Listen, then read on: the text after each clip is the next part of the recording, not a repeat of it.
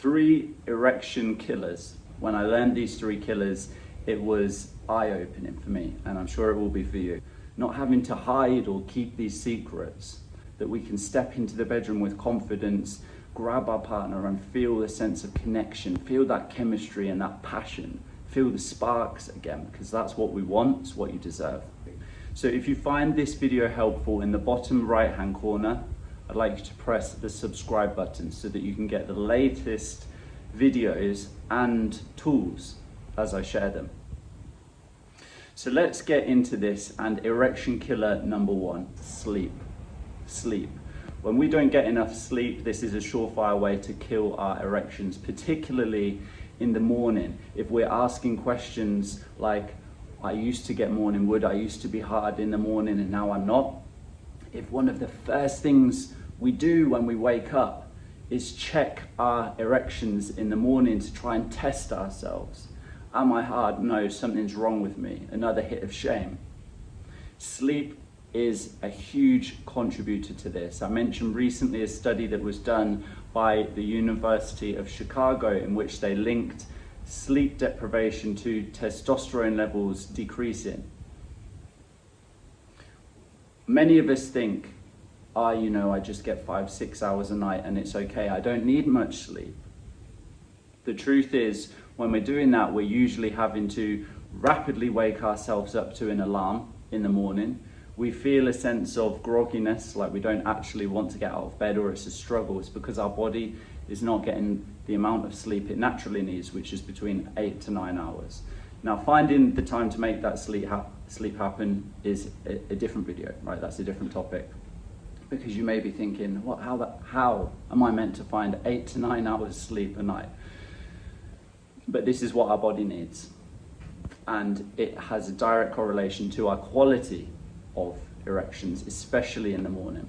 So that's the first erection killer. When we deprive ourselves of the sleep we naturally need, we can expect to experience lower erection qualities. We can expect to kill off our erections. Number 2, force. When we try and force ourselves into an intimate situation. Let me give an example of this. Let's say it's a date night and we're already having thoughts and feelings about what if it happens again? What if I can't satisfy them? What if they tell me that they're unhappy, or what if they think it's because of them? We're already having these thoughts, but we go ahead. We keep going, and it moves from the sofa to the bedroom, and we can feel the heart pounding, or we can feel our palms sweating. The thoughts racing through our mind, the connection and the chemistry starting to slowly break apart as we get distracted and start to ask the cycle of intrusive what-if questions. But we try and force ourselves to do it anyway. And it becomes more of, I've just got to get this over and done with. And usually what happens is we end up with what we don't want. We lose the erection. When we force ourselves into intimacy, when our body is not ready, or when we don't have the right tools to be able to combat this, we lose trust with our body. We break trust with our body. And what that means is, over time, our brain learns a pattern of, when I go to do this, I don't want to, I want to avoid it, but I try and force myself. We try and override that and force ourselves, and we put our body into a stress state. And when we're in a stress state, we are not able to get and maintain an erection.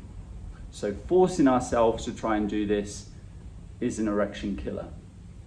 You may be thinking, so what should I do instead? And I'm going to cover this at the end, a place where you can get the right tools and the right strategies to get this sorted. The third and final erection killer is context. Context. When we are having sex or intimacy in a context that turns us on, great.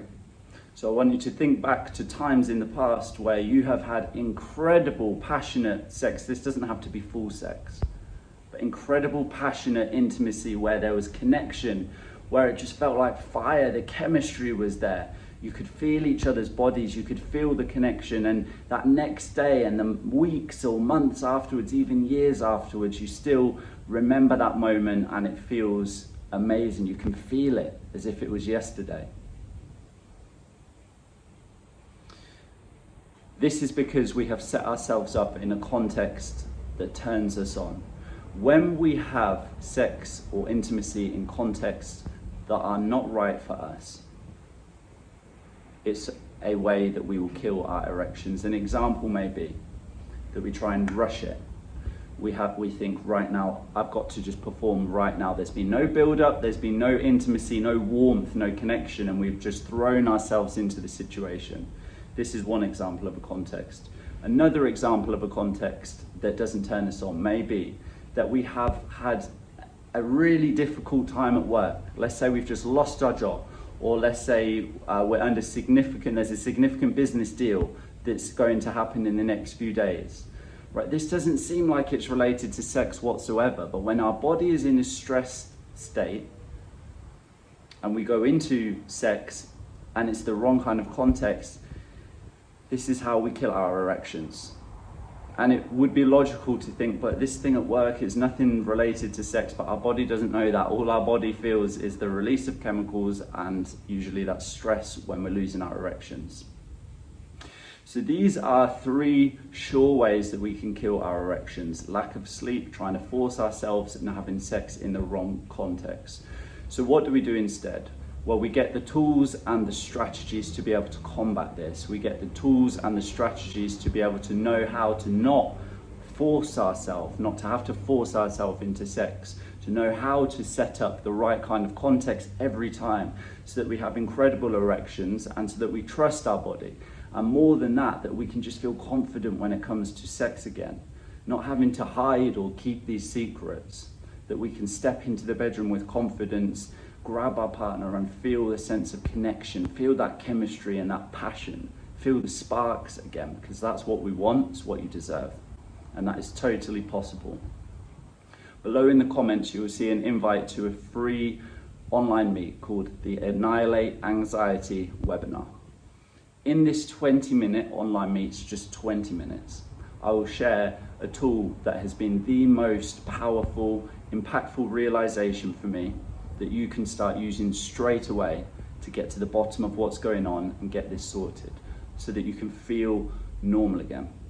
If that sounds good to you, then in the comments below, you will see a link to the online meet, a link to the Annihilate Anxiety 20-minute online meet. Click on that link, it will take you straight to the page where you can choose the time and the date that is best for you. And I look forward to seeing you there so that you can get this sense of fire, of self-confidence, trust, and stepping into the bedroom in the way that you deserve. See you there.